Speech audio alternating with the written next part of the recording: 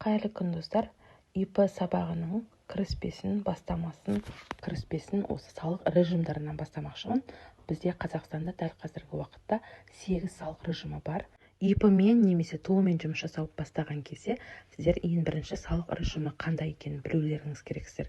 Салық режимін білгеннен кейін ол ИП қандай отчет тапсыратыны, қанша пайыз налог төлейтінін білетін боламыз.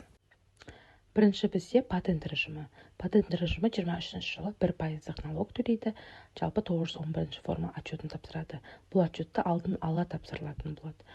Келесі бізде специальный налоговый режим с использованием мобильного приложения деген.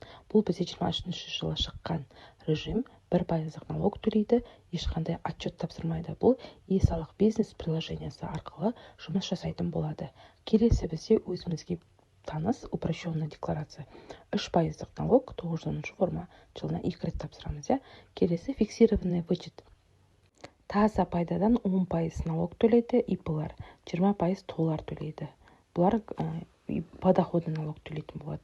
912 форманы жылына 1 рет тапсырылады, квартал сайын 200 форма тапсырылады. Келесі бізде КХ және фермерский хозяйство.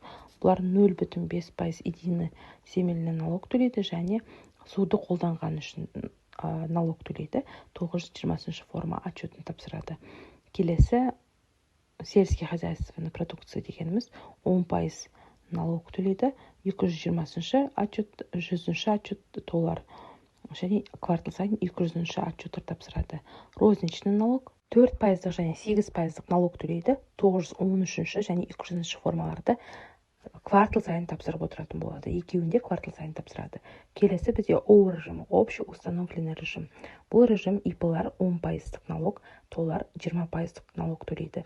220 форманы ИП-лар жылына 1 рет, толар 100 форманы жылына 1 рет тапсырады.